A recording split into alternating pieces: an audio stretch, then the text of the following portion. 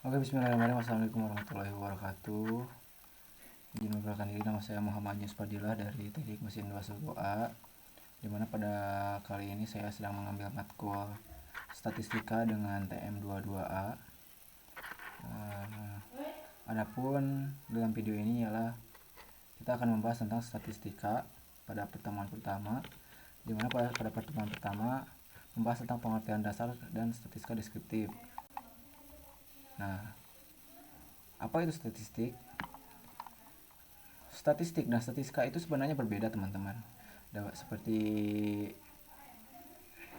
berikut, dimana menurut Sujana, statistika ialah ilmu yang membahas cara-cara pengumpulan data, pengolahan data atau analisis, dan penarikan kesimpulan berdasarkan kumpulan data dan analisis yang dilakukan. Adapun untuk statistik ialah catatan angka-angka, bilangan yang dikumpulkan, ditabulasi, digolongkan sehingga dapat memberikan informasi yang berarti mengenai masalah atau gejala menurut KBBI. Jadi dapat kita bedakan bahwa statistika itu adalah ilmu yang membahas cara-cara pengumpulannya, dan statistik ialah catatan angka-angkanya. Seperti itu ya. Yang selanjutnya dimana ada deskriptif statistik, meliputi penyajian data, pengelompokan data dan histogram, measure of central tendency, ukuran gejala pusat, measure of variability, skewness and kurtosis, dan hubungan antara mean dan standard deviation. Lanjut, apa itu statistik? Statistik merupakan suatu ilmu yang membantu kita untuk membuat keputusan yang terbaik.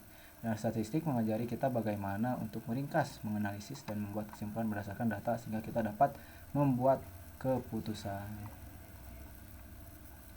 Nah, adapun pembagian statistika itu terbagi menjadi dua ya, ada deskriptif statistik dan inferential statistik, di mana deskriptif statistik itu meliputi ialah diantaranya yang mengumpulkan, mengorganisir, meringkas, menyajikan, dan menganalisis.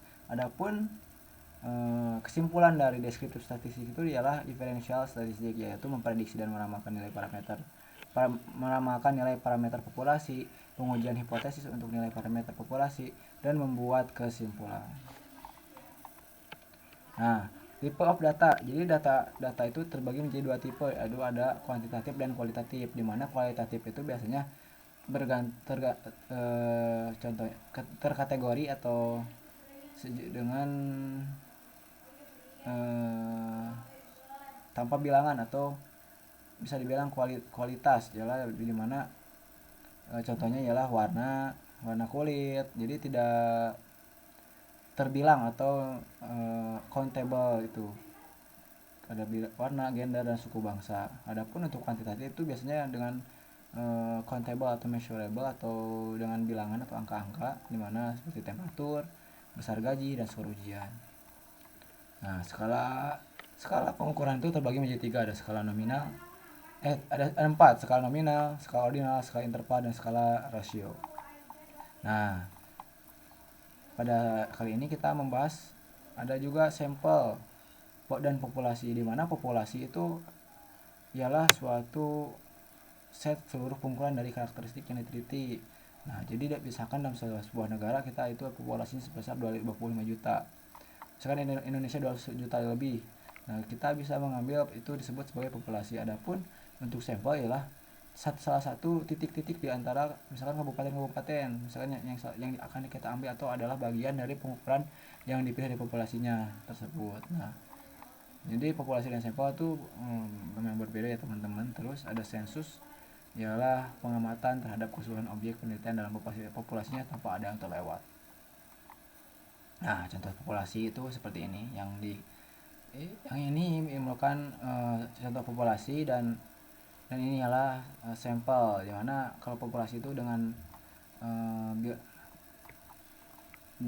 disebut dengan sebutan n besar, dan sampel itu n kecil.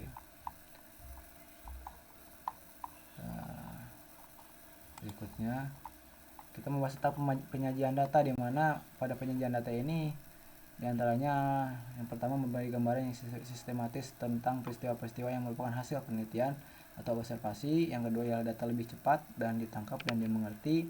Yang ketiga ialah memudahkan dan dalam membuat analisis data. Dan yang terakhir ialah membuat proses pengambilan keputusan dan kesimpulan lebih tepat, cepat, dan akurat.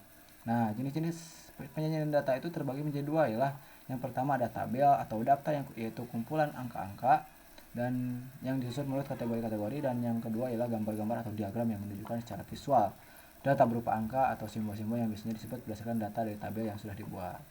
Nah, untuk bentuk-bentuk tabel atau dalam salah satu jenis dari jenis penyajian data tuh ada macam-macam kumpulan ya macam-macam bentuk tabel. Salah satunya ada tabel baris kolom pertama seperti ini yang tidak asing kita temui ya. Terus ada tabel kontingensi seperti ini contohnya, dan ada juga tabel distribusi frekuensi. Ini tabel distribusi frekuensi, dan ini adalah distribusi frekuensi bergolong. Ini adalah distribusi frekuensi kumulatif. Nah, berikut muka tabel, dan ini adalah diagram batang. Penyajian data dalam bentuk gambar atau diagram, dimana ini satunya diagram batang. Diagram batang itu seperti ini. Terus ada diagram lingkaran seperti ini ya teman-teman. Terus nah, ini adalah contoh dari diagram lingkaran, tabel dari diagram lingkaran. Terus ini merupakan diagram lingkaran. Nah, berikutnya ada diagram garis seperti ini untuk diagram garis.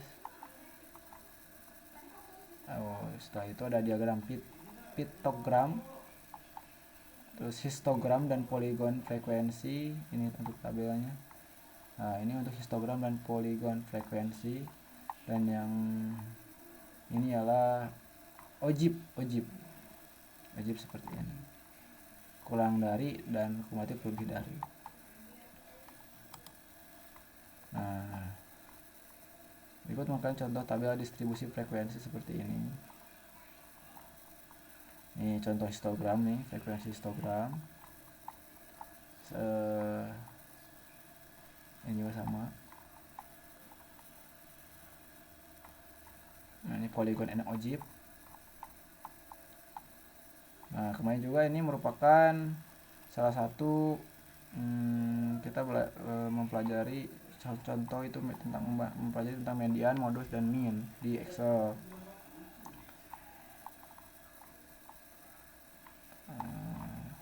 Dan selanjutnya ialah statistika memiliki hubungannya erat dengan program studi teknik mesin. Di antaranya yang pertama itu ada analisis data eksperimental, yang kedua pemodelan dan simulasi, ketiga pengendalian kualitas, yang empat analisis regresi, dan 5 optimasi desain, dan yang terakhir prediksi kegagalan dalam pemilihan prediktif.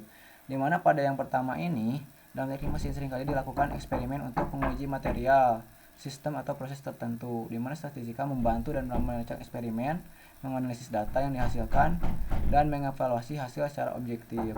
Ini membantu insinyur mesin dalam membuat keputusan yang didasarkan pada bukti empiris dan meningkatkan keandalan hasil.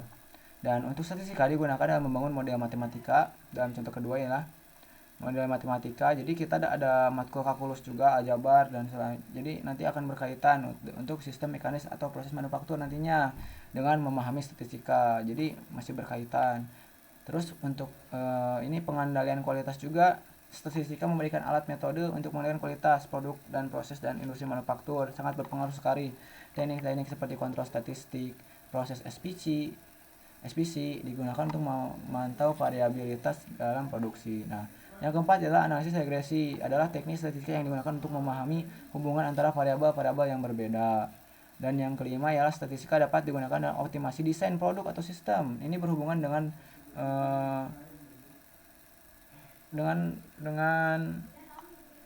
software-software yang ada di teknik mesin. Di antaranya ada SolidWorks, ada Autodesk Inventor, dan sebagainya.